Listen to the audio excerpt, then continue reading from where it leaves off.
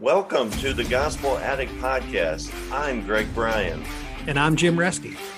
We're gospel addicts because we believe the gospel of Jesus isn't just good news, it's the best news ever. We're addicted to the gospel because it doesn't just start us out in the Christian life, it is the Christian life. Join us as we look at the Bible through the lens of the gospel. Thanks so much for listening. Welcome back to another episode of the Gospel Addict Podcast. I'm your host, Bryan, and I am joined with my friend David Hurst. We recently reconnected. We've known each other for a long time, which we can talk about that. But we recently reconnected because I was doing a Bible study and I came across the issue of faith. I think 2 Corinthians 5:7 says we live by faith, not by sight. And I started thinking about different stories that I've heard through the years about, what does that mean? What does it mean what does it look like to live by faith? How does that actually work itself out? And I was reminded of a story that you told me that happened in your life. And so I reached out to you and we reconnected. And, I think that would be an appropriate place to begin. But before we dive into that story, I just want to welcome you to the show. And maybe you could just quickly introduce yourself. My name's David Hurst, and like Greg mentioned, we've known each other since our college days at Kent State back in the mid 80s. And since then, the Lord has called us both into ministry. I worked for 25 years with China Outreach Ministries and Greg with the Navigators. Most of that time, I think for both of us, was at Kent State University also. True. Yeah, and it was fun serving alongside each other. So David, you have this amazing story of faith, and it's hard to even think about where to begin. And every time I tell the story, people question whether or not it's true or not. So why don't you just tell our audience what happened? Well, back in 1994, my wife and I were living in Canton, Ohio, and I was working as a chemist, but we were preparing to go to China, to the mission field. And the church that we were a part of in Canton, Ohio, Faith Community Church, they had asked me to join the missions committee. And in November of 94, as we prepared for the missions committee, they supported missionaries by faith promise, which I had never heard of faith promise. We had always just been part of churches that gave a certain percentage. But the idea behind their missions conferences was that everybody should have a role in missions. Everybody in the church should pray and ask what their role is, whether it's to go to the mission field, whether it's to pray faithfully for the missionaries or to financially support the missionaries. And so the idea behind the Faith Promise Pledge wasn't just to make a pledge, but the idea was to really prayerfully put it before the Lord and ask, what is my role? And if he put an amount on your heart to give, trust that he would provide the money to fulfill that pledge over the coming year. But when it was originally explained to me, some of the other mission committee members said, well, you pray about it and then you figure out what you can afford and you make a pledge. And I thought, well, what if the Lord asks you to do something that you can't afford? If he's calling you to do something, he will provide for that. And yeah, there was a little bit of pushback, and even my wife supported me. She's like, well, if God tells me to pledge $1 million, I'm going to pledge $1 million. And one of the other members said, well, if I see a pledge for $1 million, I'm just going to rip it up because that's impractical. But my wife and I both felt convinced to put this before the Lord, and whatever he put on our hearts, we would make that pledge. And so originally I ended up pledging $1,500 over the coming year, which that was above and beyond our tithe. And we were a young couple with very small children. That was quite a stretch for us. And my wife looked at me and she says, "Okay, how did you come up with that number?" And I said, "Well, I prayed about it, but also I knew that we got periodic bonuses at the job I was working. And so I figured I would get about $800 in bonuses over the next year." And of course, my wife's response was, "Well, faith is being sure of what is unseen. If you see where the money's coming from, where's your faith in the faith promise?" So, so, or I originally pledged 1,000. So we prayed about it, and in the end, we end up pledging $1,500. So, Okay, and I just want to reemphasize that point that this is above and beyond. You are already giving to the church and wherever mhm, you felt led. This was above and beyond um, what what you were what you thought you could afford, and $1,000 was very close because you knew you were going to get these bonuses. And mhm, so then, was it your wife or that challenged you to really take a step of faith? And so mhm. $1,500 back in the 1990s is a lot of money, especially for a young married couple with with a couple little Yeah. kids. The other issue we were wrestling with is I mentioned that we were looking to go to the mission field, and um knowing, well, my parents and my grandparents had helped me out financially quite a bit when we were first married, and I just really wanted to pay them back and be out of debt before going to the mission field. And I mean, we owed them a lot more than that. And so yeah, so my initial response was, well, we should pay them off first. But I really felt convicted by the Lord that if he could provide the funds for the faith promise to provide for the missionaries, he could also provide the funds to pay my parents back, so we would be able to go to the mission field with no debt. Okay, so you make the pledge, and then what happens? Do you have like several months to fulfill it, or is it like for the year? This is a year-long pledge. Okay. And so, yeah, the idea is that we would give this amount over the coming year. And so, over the next year, sure enough, I got about $800 in bonuses and provided that for for the missionary fund. The following October, um, we our daughter was born, and we actually had to move out of our apartment, and so we ended up buying a house in Canton, Ohio. And at the end of October, as we were cleaning our apartment, the missionary conference was the first week of November. So as we were cleaning the apartment, I started thinking, okay, missions conference is a week away. I'm still $700 short on our pledge. And my oldest son was about 3 years old at that time. And so as I was cleaning the boys' bedroom, he unscrewed the knob on his closet door, the handle, and it's one of those bifold doors. So I actually had to get inside the door and close it to screw the knob back on. And on the back of the door there was a hole, and which you never would see unless you're inside the closet with the door shut. But I saw a little piece of paper. So when I pulled on the piece of paper, a roll of money fell out, and it was $700. $700 exactly. Yes. I mean, it wasn't 705 or it wasn't 800 or it wasn't 600. $700. Seven, were they all $100 bills? Do you remember? It was a very different bills, but it was Okay. exactly $700. Now, And did actually, you make the connection right away? Like right when, like well, I did, and I called my wife up and I said, "Look what we found." And she's like, "New carpeting, new linoleum for the house we just bought." And I said, "No, no, this is what the Lord provided for the Faith Promise Pledge."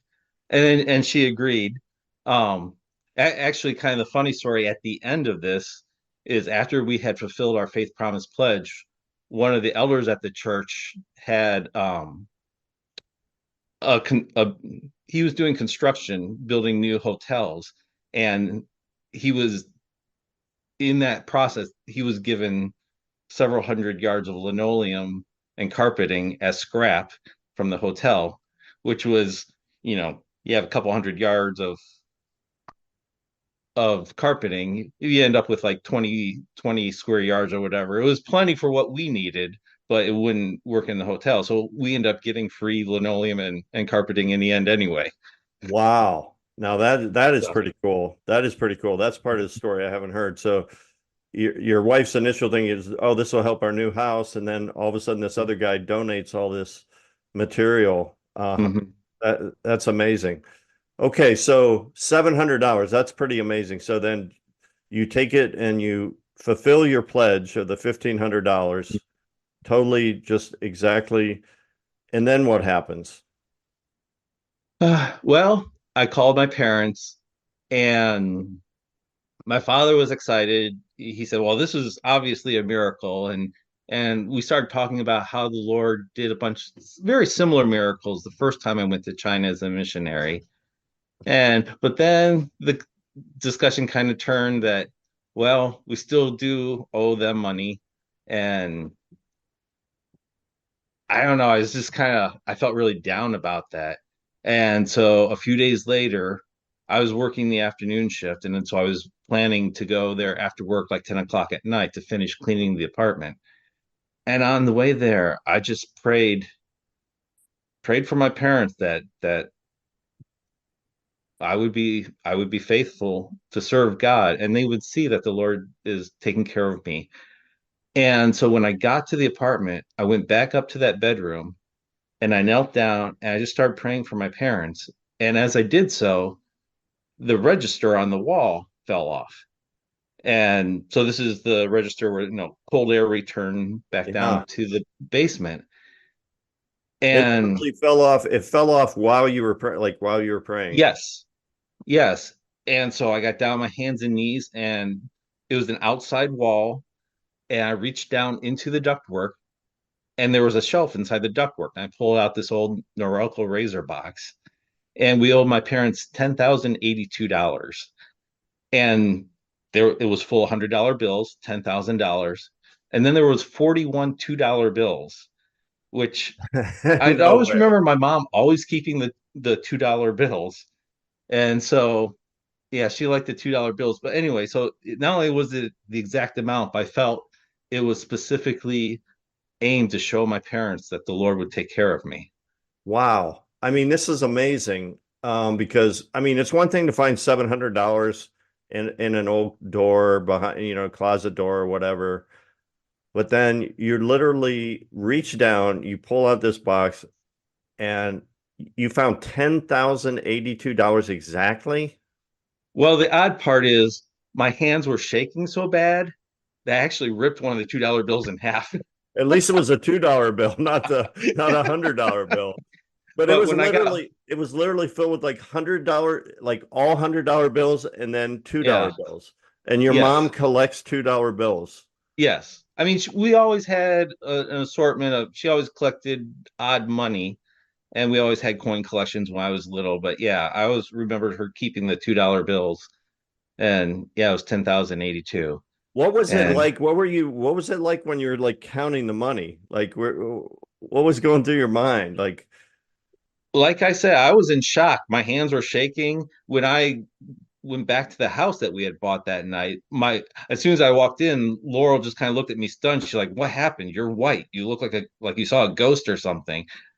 And I was just stunned. I'm like, "Well," I just put out the money. I said, "Here's what happened." And yeah, I was in shock. I don't know how else to say it, man. but But the thing is, think about this, like how many years before did the Lord put that exact amount of money in, hidden in there? And by the way, I've talked to you past this. You did try to track down the original owners and stuff like that, but it was Mhm. so many management companies beyond, and basically they were like, if you find anything, it's yours. Yeah. So it wasn't like the previous owner was like, hey, I I just, they weren't, as far as nobody was looking for that money. But Yeah, we had lived there several years, and actually the management company had changed three times while we lived there. So they had no records. And actually, that's kind of the weird next step. I did go to the manager, say, "Hey, we found this money." And they said, well, yeah, if they want it, they would have come back for it by now. By the way, they had already done the check of the apartment and they said, we want you to clean the basement a little bit better. Which, when I paid my parents back, yeah, Okay, so let's talk about that. What was that phone call like when did you show up in person or was it a phone call? oh, it was a phone call. And so I told my parents that I found the money. Are they both And like on the phone or is it one at a time? no, they were both on the phone. And yeah, again, it was a mixture of, well, this is great. No, this is clearly a miracle from God. But then there's the other side. Well, don't forget you still owe your grandmother money. Wow. I mean, that is crazy. I mean, I mean, just to reiterate this, you literally owed them $10,082. It wasn't just 10,000. It wasn't, 8,000 or 12,000. It was literally, that was the exact amount. Yes. That is unbelievable. And then, so the phone call goes well. Your dad's like impressed again. Uh, but then your mom reminds you, or one of them Hmm. reminds you that, well, you still owe your grandma money. I'm guessing Yes. I'm guessing a good chunk of money. So then what happens? So when I went to turn in the keys to the apartment, yeah, they asked me to go clean the basement a little bit better. So I went downstairs, and as I was in the basement, I started looking up at the ductwork where it came down, and Yeah, I would be looking at every duct in that place if I was in your shoes. but I did notice a section of the ductwork that was crooked, which it looked like somebody at some point had taken it apart, which I all the years we lived there that never. Occurred to you. Well, yeah, and why would it? I mean, but Right. anyway, so I took the ductwork apart at that point, and there were several jars and cans of money, and there was another $3,000, which was the amount that I owed my grandmother. The exact amount. The exact amount. And Yes.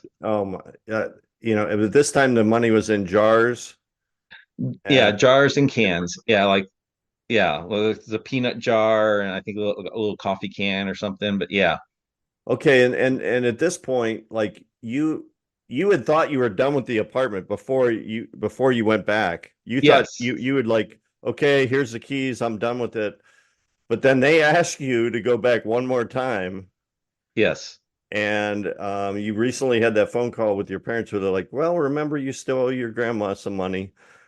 And was like, again, the likelihood, the chances of Mhm. that, why couldn't they have just cleaned the basement themselves or had another company come in? They ask Yeah. you to go back in, you go in and you find, so yeah. So what was the phone call like to your parents and what was it like? What did your grandma think? Well, actually, I actually drove out to my parents then and delivered the money to my parents and my grandmother. And yeah, it's hard to even remember the conversation. Like I said, it was shock. I Yeah. mean, we had seen the Lord do amazing things, but this was not anything we had ever expected. And but I know there was concern about me going to the mission field. And I mean, no one growing up going to church, I mean, we were involved in a church growing up, but I wasn't really saved till about the time I went to college. And yeah, no one from our family ever went to be a missionary or anything. And yeah, this was an odd thing. And I know my parents sometimes struggled. Like I always did well in school. I was getting my chemistry degree, and they're like, "Okay, you're smart. Why would you give up chemistry to go to the mission field, to go to China?" And I think they just didn't understand that. But I think this was a way of God showing them that this was his calling on my life and he would take care of me. So, Hmm. Well, um, that is an amazing story of faith and God's provision. And as I reflected on the story recently, I think one of the most um, probably even more important than the money that you found was how it helped launch you Hmm. into ministry. And I'd forgotten the part that you intended on actually going overseas as missionaries, Hmm. but it turned out that God had other plans, and He brought you to work with international students at Kent State, which Kent State had thousands of Chinese students at one point. And I know that, to me, just as I reflect on this story, I just think that, God used that experience to pave the way for you to touch hundreds, if not thousands, Hmm. of Chinese students with the good news of Jesus. And to me, that's the most beautiful part of the story. But is there anything else related to that story, or maybe you could reflect on how God did use that to launch you into ministry? I think a couple points. One, I think just the idea of stepping out in faith. And I, a lot of people talk about, thinking outside the box. And I know Laurel and I, one of the phrases we like now is don't think outside the box. Just come to the realization there is no box and Mm. just get beyond our limitations because we have a God, that can do immeasurably more than all we can ask or imagine. And so if you can even imagine it, it's too small. Wow. And And so, I mean, one of the points here is like when I made the pledge, okay, I figured out where about $800 was going to come from, where the other $700 was going to come from. Over the next year, I prayed, okay, that I would get a raise or I would find a better job or I'd get a promotion. But those are ordinary ways. And if I would have gotten, if I say I would have gotten a big raise and given that money to the church, then all my Christian friends would, praise me for supporting the missionaries, and all my non-Christian friends would deride me for, throwing my money away. But the way this happened, I'm not the center of attention. God used my step of faith to draw attention to himself. And yeah, it was never to draw attention to me. He was going to use my step of faith to glorify himself. And um, yeah, one of the men I worked with as a chemist, he and I would have long debates. He was an atheist, and I remember right before I found the $10,000, we had this long debate at night, and we were good friends. And at the end, uh, I just remember him leaning back and he's like, "Ah, I just love debating with you, but I know," he said, he knew that I would never convince him there was a God, and he would never convince me that there is no God, but he just loved the debate. Well, a few days later, no, I was working the afternoon shift. We went out to dinner together, and he just sat there with his head down. I said, "What's going on?" And he says, "I can't look you in the face," which I thought was strange. I'm like, "Why?" And after just a little prodding, he finally looked up and said, "How can I say there is no God? He's made himself known." And that's the point. I could never debate him into the kingdom. And no matter what argument, I thought I had good arguments. But as he said, I was never going to convince him that there was a God. But when I took a step of faith, God didn't highlight me, he drew attention to himself. And I think that's one of the points. And also in the ministry over the years, I've told the story to I don't know how many international students on campus. And it's not only been, I think, encouraging to them, but it has been for me. In 25 years of ministry, we've had a lot of ups and downs. We've had a lot of spiritual attacks. There have been times when we have been pretty low, and it seems like always when I'm at my lowest, somebody comes up and says, "Hey, I heard this crazy story. Let me hear it again." And so I tell the story. And because the point is, if God calls you to do something, he will provide because he is faithful. And I cannot tell you how many times I've been at my lowest. And I finished that story and said, if God calls you, he will provide. God is always faithful. And I could hear the Holy Spirit saying, I just wanted to hear you say it out loud. I'm like, okay. That's really cool. So it was for me. Yeah, the Holy Spirit wanted me to tell the story to encourage me. Thanks for listening to this episode of the Gospel Addict Podcast. Feel free to contact us via email at gospeladdictpodcast@gmail.com. Stay tuned for our next episode, and remember, on your worst days, you're never beyond the reach of God's grace, and on your best days, you're never beyond the need of God's grace. See you next time.